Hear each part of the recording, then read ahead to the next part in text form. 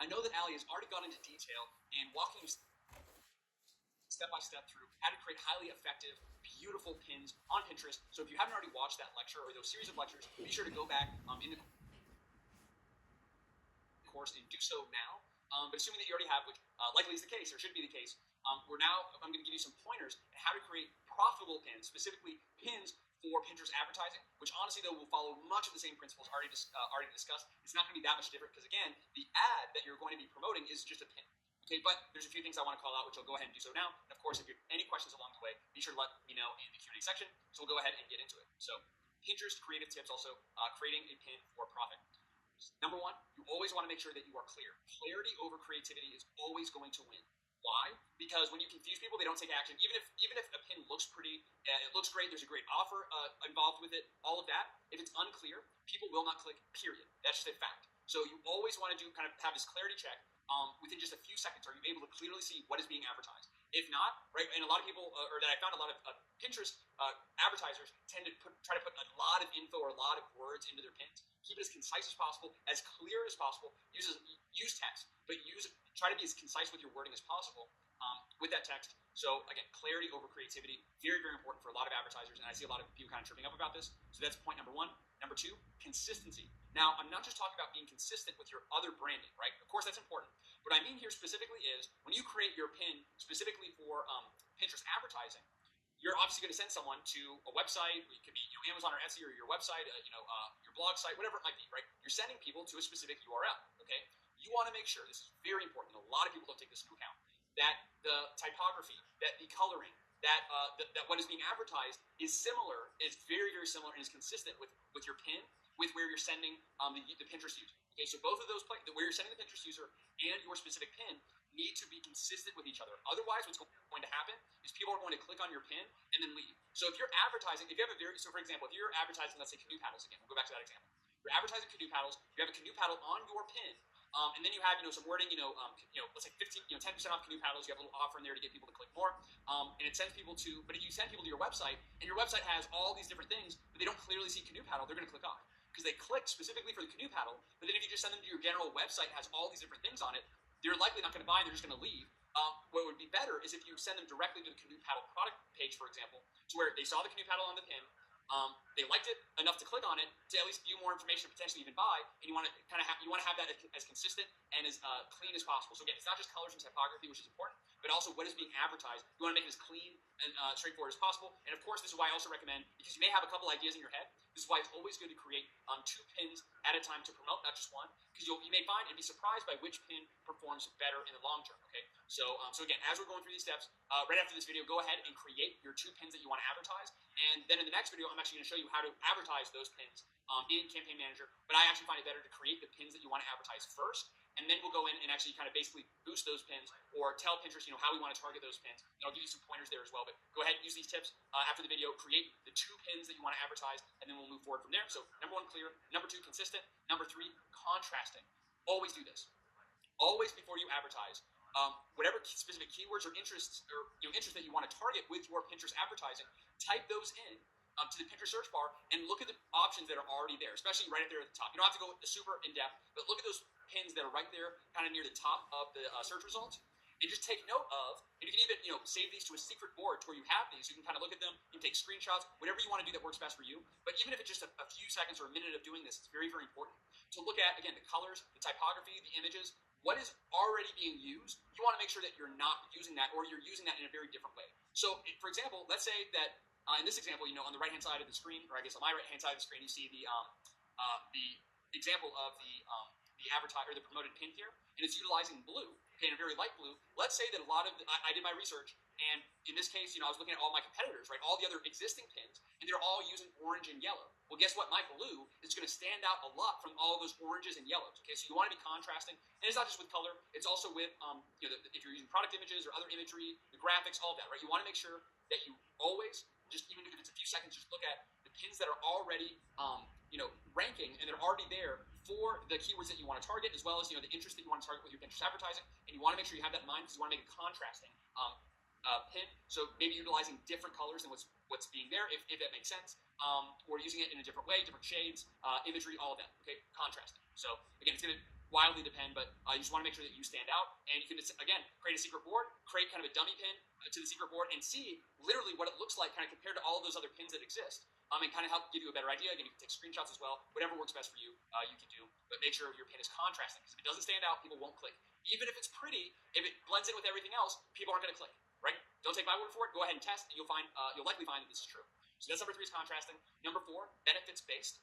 So obviously, whenever we buy something or we take action for anything, it's because we're trying to solve a problem, even if it's a seemingly small problem. For example, if I'm trying to, if I'm subscribing to your email list, right? Maybe you offer some kind of article, right? Maybe that article or that ebook or whatever that, that ultimately gets me to give you my email, maybe that I believe that has a key to solving some kind of problem for me. Or, for example, for a canoe paddle, I'm looking for a canoe paddle. Mine broke, and I'm looking for a sturdy, strong canoe paddle that will last me forever. Or maybe it's my first time canoeing, and I want to make sure that I have the best equipment possible, so my friends don't laugh at me. Whatever it might be, right? There's a specific problem that I'm trying to solve when I go to Pinterest and I type in keywords, or I'm just browsing Pinterest. Okay, so always have what is the pain point that you are solving. That's the benefit. Okay, that's basically the definition of a benefit. Is what is the pain that's being solved that you're solving for either your customers, your subscribers, etc.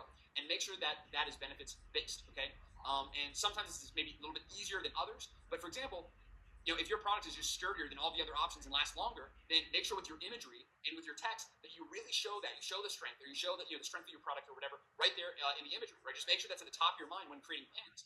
That what is the ultimate goal of the person who's going to click and then ultimately subscribe or buy or do whatever I want them to do? What am I solving for them? Have that idea of what am I solving for them, and then make sure you show that in your pin and make sure that's very apparent. Extremely, benefits based. Another example could be just one more. I know I take a lot of time into this, but is if you're selling some kind of weight loss pill, the goal, the benefit is not weight loss. The benefit is confidence, right? Or the benefit could be health related, feeling energized in the morning. Okay, and you need to really narrow down and find out what is the ultimate goal, right? You're selling weight loss pills, and maybe you're using Pinterest advertising for that, right? The goal is not necessarily weight loss, although you could just kind of, you could test this, but really the ultimate goal is something deeper than that. It's, it could be, like I said, their self-esteem, their confidence. It could be their feeling of energy at night, during the day, in the morning, whatever it might be, right? You need to know your audience. You should already know your audience. Know why they're clicking on your ad. Know why they're clicking on your pin, and make sure that that is very apparent and clear in your pin. Of course, if you have questions or would like more examples, let me know in the Q&A. But again, these are just pointers. Hopefully this is helpful. I can't create the pin for you, unfortunately, because there's so many different industries. I know people watching in so many different industries, and we have bloggers here, we have e-commerce sellers, we have all different kinds of people here. So hopefully this is beneficial to all of you. And then lastly, number 5, again, this is super simple, very time-tested, and extremely effective, yet so few people do it, and it's so easy, and that is make sure your pins are inspired. Okay. Again, a little bit with that I mentioned this before is it may be a good idea to create a secret board that's only visible to you, where you save pins specifically that you clicked on yourself. So every time, if you're advertising on Pinterest, it's a good idea to just get familiar with the platform, and many of you likely are and are Pinterest users, which is why you're interested in advertising through Pinterest. Okay, and if you're not, it's good practice just to get familiar with the platform. And what you can do is select interests, use Pinterest, a little bit every day, or just go a week, go hard, and just kind of use Pinterest if you've never used it before, and just look at things that you're actually interested in. And things that really stand out to you that are, maybe the image really stands out to you, or you actually end up clicking because you're like, wow, this sounds like a great offer, or wow, this really stood out to me, this really seemed like it would solve my pain point, and it ended up making you click, or maybe, especially if it made you click and then buy, make sure you always save that pin to a secret board, and you can always go back to that board, and that board, those are, these are pins that made you take an action, or pins that you came across that you really love, and kind of slowly collecting those over time, you kind of have this treasure trove of pins that you can refer back to. So when you create new pins to advertise, you can refer back to that secret board, find out what actually made you take action, and it's really simple to kind of, again, not copy any of those pins, but to give you inspiration. You can easily see the colors, the images, the text, how much text, how big the text was on the image, etc. Right, all the different aspects, and you'll start to see patterns start to form. This will get you in a very good position, because basically all these other Pinterest users, they've gone out in the jungle and blazed a trail. Meaning they've already done all this work in creating a bunch of different pins for you. And Pinterest, when you type in a certain keyword and you see what's showing up at the top of the search results, and you see the pins that have a lot of saves, the pins that actually get you to click and you to buy, they've already done all the work and seeing what works and what's effective, and you're kind of using that and running with that, right? And using that as a base. So that can save you a lot of time and effort and energy. If you're completely stuck, you're sitting in Canva or whatever your design software is, and you're like, What do I create? How do I even go about this? How do I know this is going to be effective? The only way to know if it's going to be effective is to actually test it. But before that, to kind of get you in the best position possible, find what's already working. It's all free. It's all out there for free. You just got to do a little bit of time, a little bit of digging, create that secret board, take screenshots, whatever you need to do. You have that kind of treasure trove. Go back to that when you're ready to create your pins. Okay, so hopefully this is helpful. Again, if you need any more information or anything else, always let me know in the Q&A section. And right now is the action item. Go ahead and create the 2 pins. Go to Canva or whatever your software is. Create the 2 pins for what you want to advertise. And I'll see you in the next video. And I'll show you how to actually get those pins promoted to the right audience in the next video. So without further ado, let's go ahead and get into it.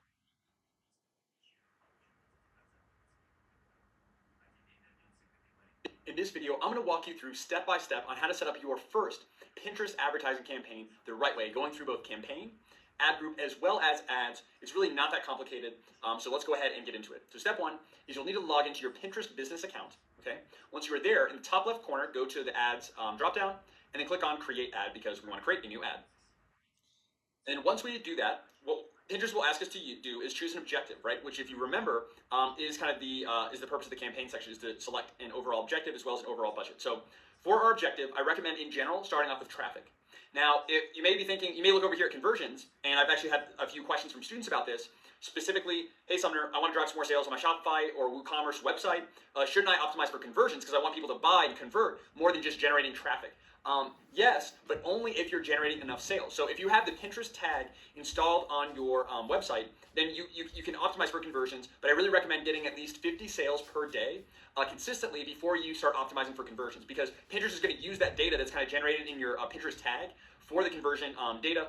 So just kind of keep things simple. To start things off, go ahead and select traffic. And just because you select traffic does not mean that you're only going to get clicks and no sales or no results from your advertising efforts. It's just kind of a good base, and it works whether you have your conversion tracking set up or not, okay? And the last thing is, if you do have your conversion tracking set up with your website and you use traffic as the objective, you're still able to track sales, okay, and optimize for sales. Okay, so just kind of keep that in mind. Just hopefully that makes sense. Just go ahead and select traffic. For your campaign name, we'll go ahead and name the campaign whatever it is that you like. Like I mentioned, you should have 2 base campaigns. One should be for interests. The other one should be for keywords. So we're just going to do example campaign.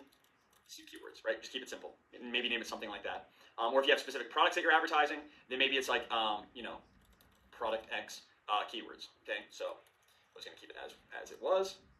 Next, we can either choose a daily spend limit or a lifetime spend limit, or it could also be both. I recommend a daily spend limit, and I recommend getting started with at least very least $5 a day. I usually start with somewhere around $10 to $20 a day, usually for both of my campaigns.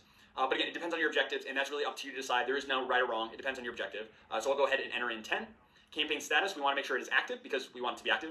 So once we do that, we'll go ahead and hit continue. Campaign section is really, really easy and straightforward.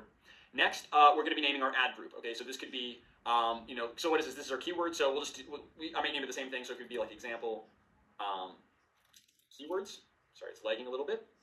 If this was my, let's say, because remember we have 2 different campaigns that we're setting up, our keywords and our interests. If this was the interest campaign that I was setting up, then maybe I would have example and then I would name this specific interest. So maybe, like we said before, for the example, maybe it's like baby food would be our example for the specific interest. So that way, when I go to my campaign and I look at the different ad groups, I can quickly see, okay, this targeting is for the baby food interest. This one is for, baby monitor interest. This one's for baby gear interest, or whatever it might be. Okay, so that's usually that's kind of how I'll name it specifically for the interests campaign. So it's baby food. For audience, you can create a new audience. If you have the conversion tracking set up, you can actually start targeting or retargeting people who visit or take specific actions on your website. Okay, so if you already have the Pinterest tag set up in your website, you've already been generating sales. This can be a really great option for you to basically you can use this for retargeting. But for a lot of people, and the vast majority of people watching this, that is not the case. So we'll just kind of skip over that. But if you're already running advertising, especially Facebook ads or other advertising platforms, you should be familiar with this and pretty straightforward. If you'd like me to make a video, let me know about that specifically. But we'll just kind of keep it simple. And here we go. Then we get to the interest section. So if you're setting up a keyword campaign, leave this blank, skip over this. If you're setting up an interests campaign, then you will want to go through this. So we'll go ahead and go through this, pretending like we're setting up our interests campaign. So again, just making this up, let's say that we are selling baby products. And what we want to do is, or we're selling a specific baby product, then we want to target people who would be interested in our specific baby product, in which each ad group, we're only selecting one specific interest. What a lot of people do is they'll go through and they'll be like, oh, parenting, right? Because parents of babies, right? So I want to target parenting, okay?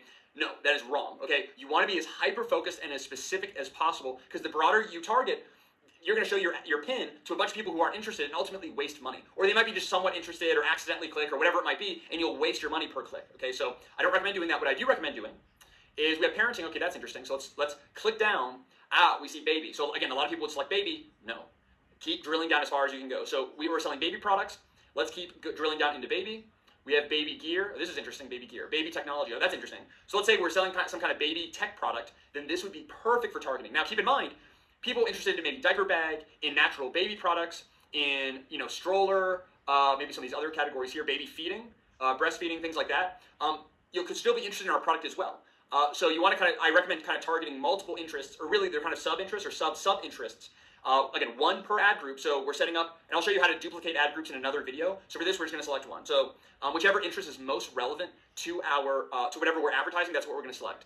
So in this case, that will be, where was it? Baby, I'm just making this up, but we're selling a baby tech product, so baby technology. Okay, great.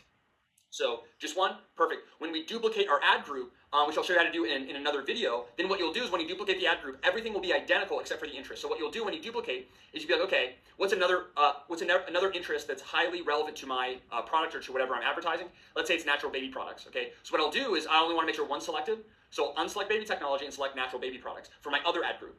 And then for my third ad group, if I want to have three, then maybe let's say diaper bag, I duplicate the ad group, I get rid of natural baby product and then target diaper bag, etc. Right? Every ad group for your interest campaign has one interest. Should be pretty straightforward, and it'll make more sense when I show you the video on how to duplicate. But for now, just choose the interest that is most specific to whatever you're advertising. Okay? So that's for your interest campaign. All right? But let's pretend right now we're not setting. We've already done our interest campaign. We're good, and we want to set up our keyword targeting campaign. Then what we will do is we'll leave all this blank. If this is for our keyword campaign, we'll leave all this blank. We'll scroll down, and we want to focus on this section here. As I said before, in order to target keywords with Pinterest advertising, which is really, really powerful, you want to have at least 25 keywords, okay? So I've already showed you how to identify a huge list of highly relevant, high profit potential keywords. You're going to take that list that I've already shown you how to create. You're going to go here into this section, you're going to paste. So it might look something like, keyword one. Obviously it won't be that, or I guess it'd be like baby tech product, or whatever it might be, right? Whatever the keywords are. You just kind of enter in all the keywords in here. This is also where you'll enter in if you're using negative keywords, okay? Just as a refresher, for negative keywords, it's just a negative sign and then the keyword. So negative, so let's say like blog. Okay, so negative and then blog. And we can actually see, if we scroll down here, that I highlight, right below the keyword targeting section, Pinterest actually defines, we have broad match, phrase match, exact match, negative phrase, or negative exact. So we want to make this negative exact, so we'll have brackets before and after. Or actually, no, sorry, we want phrase match because by targeting negative phrase match, that means that if someone types in like baby tech products blog, baby tech products maybe let's say like reviews, okay, or other keywords like this, if reviews are in the phrase that they're searching, or blog is in the phrase that they're searching, or video, or whatever it might be, people are searching for information, not for our product, and we want to drive sales, not people just looking and browsing. So I'm going to add maybe some negative keywords in here, which again we have already discussed, just kind of as a refresher. So negative phrase match blog, negative phrase match reviews, because I don't want anyone who's looking for blogs or reviews, I don't want my ad to show up for that. I don't want to waste clicks on that, because they could think, oh, I typed in baby tech blog, and my pin showed up, and they just click just because they click. They get to my landing page, they get to my website, they're like, oh, no, I'm not interested in this. Oh, I accidentally clicked on this, and they click out, and I just wasted money on that click. That's the reason for it. So here is where you're going to enter in all of your keywords that you're targeting, and all the keywords that you're not targeting, through negative targeting. So negative keywords and all your other keywords, they'll just go in here. Minimum of 25 here. Pretty straightforward. Once you do that, right? Either one of those sections, either the keyword or the interest section. Once you do that, then the next process will be the exact same. That was probably the most complicated, but shouldn't be too difficult at this point. Here you can select specific genders. Obviously, if your content, if your product, if your pin specifies to a very, very specific gender, choose that gender. Otherwise, leave it as all. For ages, especially if you're selling something, what I like to do is pick specific ages. If it's anything alcohol related as well, keep that in mind. Then you need to do 21 plus, of course, or anything else like that requires a little bit older. So just kind of keep that in mind. Generally, I almost always uncheck 18 to 24 unless my product or ad specifically relates to that. And that is because most 18 to 24-year-olds, their stage of life, they don't have a lot of money, right? They probably are getting money from their parents. Again, there's certain cases where this isn't true, but generally, maybe high school, college, they don't have a lot of disposable income. So if I want to ultimately generate sales from them, even if it's through subscribers, right, and getting people to subscribe to my email list, those might not be the best quality subscribers. So again, of course, if your product or ad appeals to a very specific age group, select that age group. Otherwise, don't just leave it as all. I recommend unchecking 18 to 24-year-olds in general. Next, you're going to pick your specific locations. If it's just the United States, leave it as all U.S. locations. If maybe it's U.S. and Canada, then what you want to do is pick the United States and Canada, which is pretty straightforward. Once you pick, you can go ahead and go through here and pick specific locations. So we'll go ahead and we'll select Canada. If you want to drill deeper as well, you can go to specific metros or specific regions. Okay, so there's like metro areas that you get really detailed targeting, which is kind of awesome. Depending on some of your objectives, that might make sense. For me, usually doesn't make that much sense with my e-commerce business. Also regions. So for example, the province of British Columbia, maybe I just want to target that region in Canada for whatever reason. So you can get pretty detailed or keep it broad. Either one, that's how you do it. Depends on your objective and you know best. Next, we have languages. I like to, if my pin is in a specific language, I like to make sure that I select that language for my targeting. So you want to unselect all. And in my case, my pins are in English. Now, if language isn't a big factor for you in terms of the purchase or in terms of the result that you're trying to get, then you can just leave it as all languages for that territory. But for me, I almost always choose a specific language because my pins are in a certain language. My landing page is going to be in a certain language, so I only want to target. And the reality is the majority of people, for example, in the United States that I'm targeting, or a huge percentage of them, are going to be speaking English, right? There's obviously a decently large Spanish population. If I'm targeting Canada, there's a large French population. But again, whatever my pin and my landing page, the language of that, that's what I want my language to be. So again, pretty straightforward, right? Not too difficult. Devices, for now, leave it as all devices. Still testing this, and if I have any updates, I will let you know. But for now, I'm leaving this as all devices, and it's working well. For placements, I leave it as all placements. You can choose between browse or search. So for browse, we go ahead and hit this. Pinterest states that your ad will appear as people browse through their home feeds, right? So they're just kind of browsing. They're on their home feed. They're not really searching for anything in particular. Where with search, so your ad or your pin that you're promoting will appear in the search results when someone actually searches something. So in general, I leave it as all because, for example, if someone's typing a specific keyword, I want to be, no matter kind of when they kind of type in that keyword within that vicinity, I want to appear, and I don't really care if that's in browser search. Okay, so that's kind of with keyword. Also with interest-based, right? If I know that they're interested in this topic, I don't really care between browser search too much. However, again, something that I'm considering testing, and if I come up with anything new, I'll let you know. But for right now, just leave it as all. There's a lot more, in my view, a lot more important aspects to focus on, and this one isn't as big, although it could have an impact, but I will test and let you know. This one is very important. You want to make sure this is unchecked. This is kind of sneaky that Pinterest does this. You have the option, it's the default, to use your pin to expand your targeting. So basically, Pinterest, and you can click here to learn more, but basically, it's keeping it simple. Pinterest will analyze your pin as well as your landing page, and I believe maybe even some related pins that you've created in your account, and it'll understand your pin and understand some of the language that you use, your categorization, all of that, and use that to expand your targeting. So that means target more than the interest that you select, target more than the keywords that you select, and basically what it's going to do is Pinterest wants to waste your money. They want to spend your money, and they don't really care if you get results because they're making money. So what they're going to do is take your money, and they're going to go find random people basically on Pinterest that are somewhat related to what you're advertising, find them, show your ad to them, and it might get some clicks and things, but it's not going to be really relevant. It could ultimately waste your money. I found that it definitely wastes your money. So I would recommend leaving this unchecked. Otherwise, you're giving up control to Pinterest, and you're basically giving control to an organization that just wants to take and spend your money, and they don't care about results. I care about results. I hope you do too, and if that's the case, leave it unchecked. It's the default that is checked, so you want to make sure you manually uncheck it.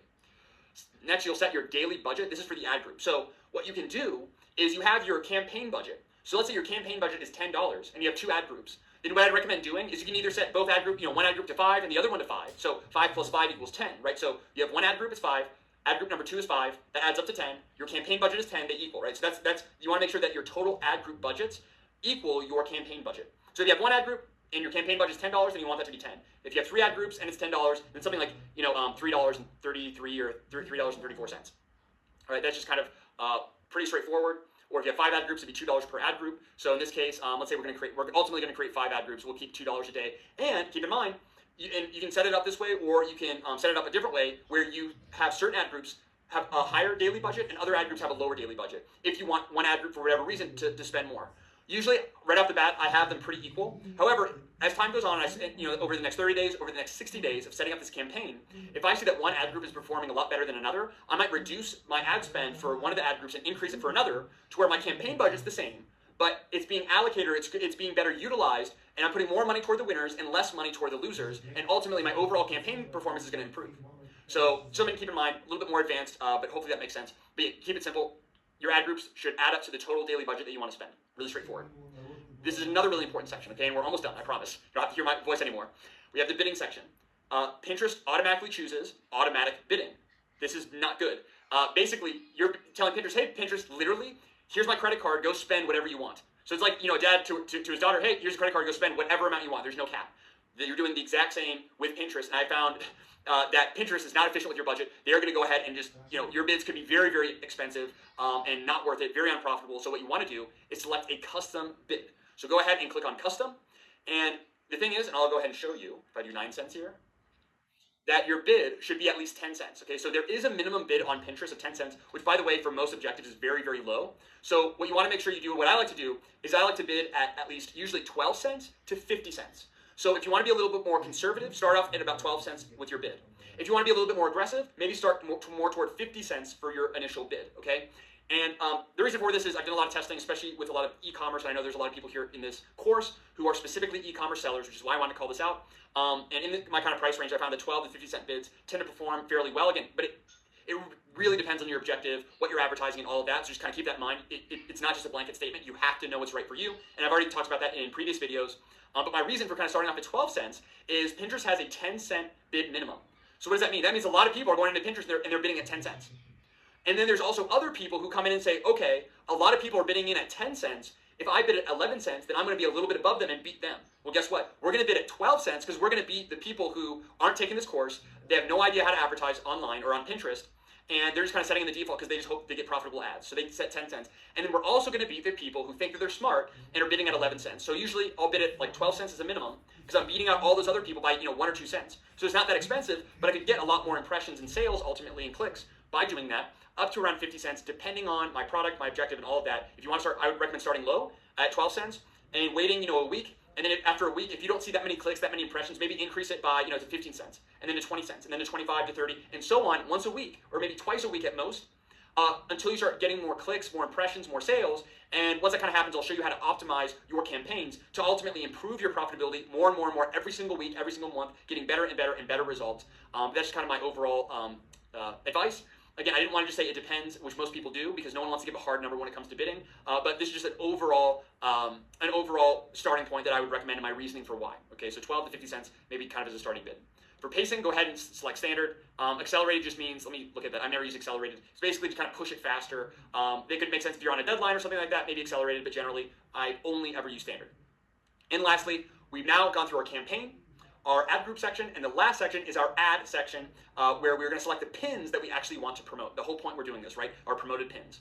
So what you can do is you can either select one pin or more than one pins. So what I like to do, as I stated before, is select 2 pins per ad group, okay? And what that means, and the reason for that is, I want to see which pin is ultimately going to get better results.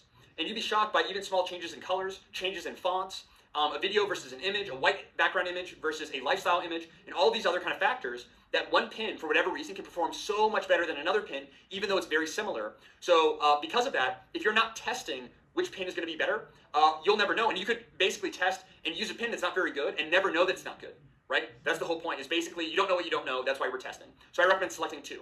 So what you can do is just scroll through here. Again, this is just my kind of example account. I just use this a little bit for testing and for example purposes. So let's say we're going to just select this one here and this one here, right? Boom, boom. We selected them, ready to go. Once you select the 2 pins that you want to advertise, go ahead and click on launch. And then once you hit launch, you're ready to go. Your campaign has now been set up. And then from that point on, we'll dive in a little bit deeper into the reporting and the optimization side of things in your advertising dashboard. And just as a quick reference for you, if you want to kind of go back and check on your advertising data and reporting, you'll go to ads in the top left corner and click on reporting. And that will take you to the reporting section dashboard with all the data. And I'm going to dive into a lot more deeper in another upcoming video, which I'm still working on. And I hope this was helpful. If you have any questions about this, let me know. But hopefully it's pretty straightforward. And without further ado, let's go ahead and get into the next video.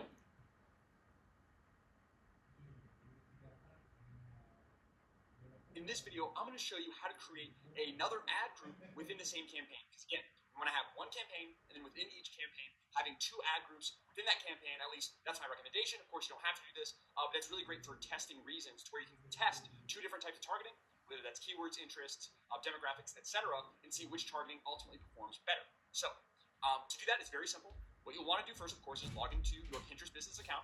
In the top left corner, under ads, so go ahead and click on that, select reporting, and it'll take you to the screen that actually we're already on. And once you're on the screen, what you'll want to do is kind of scroll down to the bottom left side where you see kind of your campaign names, okay? And again, if this is your first campaign, you only have one campaign option, of course, but you may be running multiple. So what you want to do is just go ahead and select in the checkbox which campaign you would like to add a second ad group to, okay? So once we have that selected, we're going to hover up here to where it says ad groups for one campaign. Go ahead and click on that. So again, we have the campaign, ad group, and then ad level. So we're clicking on, first selecting the campaign, clicking on add group. Once we are here, okay, we've already created our first ad group. go ahead and select, just like we did with our campaign, we're going to go and select the checkbox in the left-hand corner. And once we're there, we're going to actually hit the duplicate button. And what this is going to do is, quite simply, it's going to duplicate this ad group. But what's great is we can actually make some changes before it's duplicated. So when we duplicate, we can create a different campaign, add this to a different campaign, add this to a brand new campaign, or add this ad group to the campaign that we're currently in. We want to keep it within the same campaign. So same campaign, that's why we're doing this. Otherwise, we create a whole separate campaign. Number of copies, in this case, is just going to be 1. I'll move my head, go ahead and hit duplicate. All right, and then for the ad group name, think about what makes this ad group unique from the other ad group, right? So, for example, in one ad group, if you're testing exact match type, where this ad group you're testing phrase, then make that clear. So you can put phrase match ad group, for example, or exact match ad group if it's a specific interest, whatever. It's again for your organizational purposes. There's no really right answer. It's whatever helps keep this best organized for yourself. But what I like to do is have kind of the campaign name and then dash. So maybe it's Amazon FBA Udemy course, and then we'll say phrase match. Okay, or whatever your differentiator is there. So go ahead and rename for organizational purposes. And everything here, you don't have to redo all the steps. Everything here will be filled out for you, meaning, so whatever you created for your first ad group, whatever, interests and targeting and keywords that you selected, that will be present here. So all you need to do is just change the section that you want to change, right? So just go to that section specifically and change. So again, it's going to depend on what you're doing. I do have some sensitive info in here, so I'm just going to go ahead and scroll down. And again, so if it's, if you want to change let's go here, and only do US locations maybe, then we would do this, all US locations. So maybe you want to A/B test between that. So all US locations, if we want to do whatever it is, just make the change, which is really simple to do. Then just scroll all the way down to the bottom like I'm doing. Everything looks good. Go ahead and click on review copies. So we click on that. And then we say, okay, we're going to add this one new ad group to this campaign. Are we ready to go? If we are, we go ahead and click the red create ad group. If not, we can hit cancel because since I've already kind of done this, I'm just using this for example. I'm going to hit cancel. But you would just go ahead and create that ad group to where now you'll have one campaign that has 2 different ad groups. And as you spend more budget and as time goes on, you'll see which campaign actually performs better. One might get significantly more clicks or results, maybe a lower cost per click or whatever it might be over time. And you'll start to see that as time goes on, but it will take some time and some budget to be spent. But very straightforward, pretty simple. If you have questions about this, let me know in the Q&A section. And let's go ahead and get into the next video.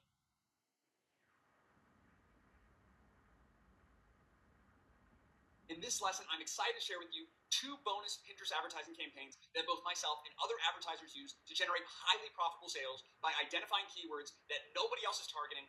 So let's go ahead and get into it now. And those 2 campaigns are, number 1, the misspellings campaign, and number 2 is the foreign language campaign. So briefly to kind of describe the goal or the reason these are so effective is, number 1, we know statistically, and this has happened to us guaranteed at some point in our life, we've searched for something, whether that's on Google or Amazon or Pinterest or wherever, and when we try to search for something, we ended up misspelling whatever we were searching for, okay? So we know for a fact that people are going to type in keywords and misspell those keywords when they search for whatever we're advertising on Pinterest. So what we can do is we can identify what those commonly misspelled keywords are and target them for very, very low cost. And ultimately, when someone types in one of these misspelled keywords into Pinterest, our ad can show up for that keyword for a very low cost because almost very, very few other advertisers are doing this. So this is kind of a secret strategy. Don't share this with everybody. And it can be very, very effective. It's been very, very profitable for me. Now, keep in mind that the misspellings campaign as well as the foreign language campaign won't necessarily generate a ton of sales. But in my view, it's always worth setting up and testing because you might be surprised by the number of sales or the amount of profit that you're able to generate every month by running these campaigns for very, very low cost. Okay, and I'll show you kind of a little bit more about both of these. So that's number 1 is misspellings. That's the overall idea is we're going to find, basically we're going to take our common keywords. So just think about what you're advertising. Again, you go back to the canoe paddle example. Take the word canoe paddle. You can take either 1 to 5 of those kind of keywords. So canoe paddle, red canoe paddle for outdoors, canoe or whatever it might be, and we're going to find misspellings for those keywords and then target those misspellings because nobody else or very few other people are doing it. So we can get very profitable results when people mistype any of those keywords. Our ad can show up for that and get very profitable results ultimately. Number 2 is the foreign language campaign. Okay, pretty straightforward. Again, this is going to depend on the country in which you're advertising. I know a lot of people watching this will be advertising in the United States. So essentially, most advertisers target the most commonly spoken language because that's where most of the money is, right, with the majority of the population. However, you can still get really great results by targeting the largest minority language in the country in which you're advertising. So in the United States, it may be worthwhile targeting Spanish keywords because many other of your competitors aren't going to be thinking or doing this, and you'll be the one or one of the very few who is clever enough to do this, and you target Spanish keywords that relate to whatever you're advertising, and ultimately when someone types in a Spanish keyword into Pinterest, for example, in the United States, then your pin can show up again at a very very low cost per click and ultimately very profitable results. Again, if you're in Canada, then maybe you want to run both English and French campaigns. Again, that's a little bit more of a mix. I think in the United States, there's less Spanish speakers percentage-wise than French in Canada. But anyway, that's kind of the idea here is look at the top 2 languages for whatever country you're advertising. And maybe for number 2 and even number 3, consider creating a separate campaign targeting those keywords. That's the overarching idea. Let's go ahead and actually get into a little bit more detail. So number 1, misspellings campaign. What you'll do here is, again, take 1 to 5, it can just be one keyword, 1 to 5 keywords that describe whatever you're advertising. So again, canoe paddle, or in the example of the canoe paddle, it could be the word canoe paddle, red canoe paddle, canoe oar, canoe equipment even could work. What you're going to do is take those and insert them into a free online tool like this. I'll have a link to this, by the way, in the resources section. This is called the Keyword Typo Generator by SEO Book. Again, I'll provide the link as well, so you can have this. This is actually my favorite tool. And what you'll do is you'll take either your 1 to 5 keywords, you'll take those keywords, enter them right here into the tool, okay, and then hit enter. And what's going to happen is SEO Book in this case, or this tool or whatever tool you use, is going to generate a huge list of hundreds of commonly misspelled keywords. Because think about it, on their own, each misspelling on its own doesn't get a lot of search volume. It doesn't get a lot of clicks. But when you have hundreds, okay, then collectively in the aggregate, in total, they actually get a decent amount of clicks, and you can actually get a decent amount of generate ultimately a decent amount of results or profit for very, very low cost. Okay, so what you'll do is generate that list of misspellings, take that giant list of misspelled keywords, and you're going to enter those keywords as exact match. Meaning you'll have brackets before and brackets after. So you'll make a campaign just like you did before. The only difference is for your targeting, you're only going to target keywords, and you're only going to target keywords in exact match with these misspellings, and only the misspellings. You don't want any regular spelled words, because the normally or the correctly spelled words will get a lot more search volume, and it'll kind of ruin the strategy. You can do that if you want, but generally you want to just have misspelled keywords, only the exact keywords, and you'll have a list of 1,000 keywords. You'll target that specifically, and then just test and see. You may not get a lot of sales or a lot of results out of it, but you might be surprised. And I found, depending on the industry, especially if whatever you're advertising is commonly misspelled, this is definitely going to be advantageous to you. But even if you don't think it's misspelled that often, you'd be surprised, and you can really get some awesome results. So that's number 1 in misspelling. Number 2, for the foreign language campaign, again, in this case, take as many keywords as you like. What you can do is, if you've already created a keyword list, like we've already done, it could be a long tail keyword list or just a general keyword list, take all those keywords, and you can either use a translation tool like Google Translate. If you can have a friend help you, that's even better, because sometimes Google Translate isn't perfect, but it still works. Go ahead and head over to a tool like Google Translate, and in the English section or whatever language that you're originally targeting, go ahead and insert all of your keywords, and then translate to the most common, kind of like the second most common language within the country that you're advertising, which in the United States case, the most commonly spoken language currently is English. The second is Spanish, so we want to target Spanish keywords. So we translate them all into Spanish. We take all of those Spanish keywords, again, do the same thing. We make a separate campaign, and we run everything pretty much like we did before, whatever a pin is, and whatever we did before. The only difference is we're going to enter all these Spanish keywords, again, in exact match, and we're not going to target interest. So you're not targeting any interests or categories, anything like that. You're just specifically targeting these keywords, because that's the whole point of this campaign, is you only want to show up for these keywords. When you also start adding interests, then you're showing up for keywords and other interests, and kind of ruins or defeats the purpose. And again, you can have as many campaigns as you want. And these are just 2 that I have personally found to generate some pretty impressive results. And they don't really take that much time to manage or optimize, so really not a ton of effort to set up, and it can surprise you by how effective they can be. And just to restate the steps, number 1 is you're basically going to find and identify keywords that everyone else has forgotten about. Number 2, you can either create separate campaigns, so 1 misspelling campaign, 1 campaign for Spanish keywords, or you can have 1 campaign with 2 ad groups. So 1 ad group is misspelling, the other ad group is Spanish. I like to have both in 1 campaign, just to keep things a little bit more tidy, and because each ad group, or in this case, each ad group, the misspelling ad group and then the Spanish ad group, don't get so much sales or spend so much of the budget that they compete with each other. So anyway, that's going into a little bit too much detail. It's up to you. It really doesn't matter. So either separate campaigns or 1 campaign with 2 ad groups. That's all it is. Okay. Number 3 is like I said before, you want to target each of your keywords as exact match. Okay. And exact match, it's not. I put the quotation marks because that's the proper kind of grammar, but you want to make sure you have brackets. Remember, exact match is brackets, so make sure that each keyword has brackets before and after the keyword when you enter it into Pinterest. And then number 4, I recommend setting the bid to 12 cents. Why 12 cents? And this can work for other campaigns as well, so just kind of keep this in mind. The minimum bid that you're allowed to have with Pinterest currently is 10 cents, okay? So what that means is there could be other advertisers that are advertising 10 cents, and maybe there's some other advertisers that think they're smart, and they're bidding at 11 cents because they know everyone else is bidding at 10 cents.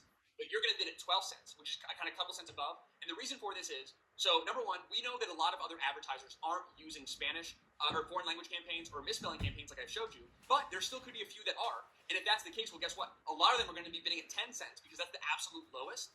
And others maybe even bidding at 11 cents because they think they're clever and they're bidding 1 cent above everybody else. Well, guess what? You're going to be even more clever, right? Because you're taking this course and you're going to bid at 2 cents above. So again, the difference between 10 and 2 cents should not be that significant in your ultimate results. But again, depends on your objectives. And what happens is you can, if anyone else is competing for these keywords, you can outbid them. And essentially, when someone types in misspelling, you can be the top pin, promoted pin that actually appears above any other competitors that might be trying to compete with you, and you can actually beat them and get that at still a very, very low cost, right? It's only 12 cents, not a big difference from 10 cents, and ultimately generate clicks at 12 cents, which is very, very inexpensive, and they're very relevant to your product. Just because somebody misspelled your product, your product, whatever you're advertising, just because somebody misspelled that into the Pinterest search bar, or because someone's using Spanish, doesn't mean it's irrelevant. They're still searching for whatever you're offering, so it's still good to make sure you reach them, and you'll be reaching them, and your competitors won't be, and it can end up being some very profitable results. Again, just keep in mind, nothing is guaranteed, but in my opinion, it's always worth testing. Test. Very, very important. Make sure that that's one of the most important concepts of digital marketing and digital advertising, period. So make sure that you do so, but hopefully you have some really great results. And if you do have great results, of course, be sure to leave a review and let everybody else know. But hopefully you found this valuable. Hopefully, as I kind of discover and create some new, very profitable campaigns or different hacks like that, of course, I will be updating the course. So be sure to stay tuned. This is a living, breathing course. So, of course, any future updates I'll be adding here and you'll be getting access to. And as the platform changes, know that we're going to stay on top of it. But hopefully you found this helpful. If you have any questions about this or anything else, of course, let me know in the Q&A section. Without further ado, let's go ahead and get into the next video.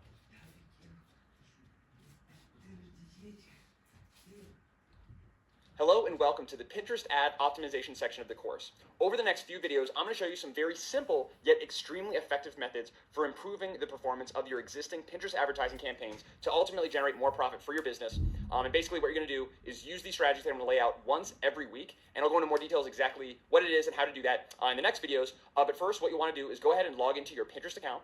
Once you've logged in the top tab, select the ads dropdown, so ads, then dropdown. And then you're going to select reporting, okay? Reporting is where we're going to spend the majority of our time actually optimizing our ads, looking at our advertising data. And what you'll notice is as soon as you log into kind of the reporting dashboard, is that Pinterest provides a lot more data for their ads than a lot of other platforms I've had experience with, including Google, Facebook, Amazon, and others. So there's a lot of data, and it seems very, very overwhelming, but I'm going to show you exactly what to focus on. And just keep in mind, there's a lot of, honestly, in my opinion, very unnecessary data, or data that I haven't really found how to utilize yet. And of course, if I do in the future have any very, effective improvement methods for that other data set, then I'll let you know.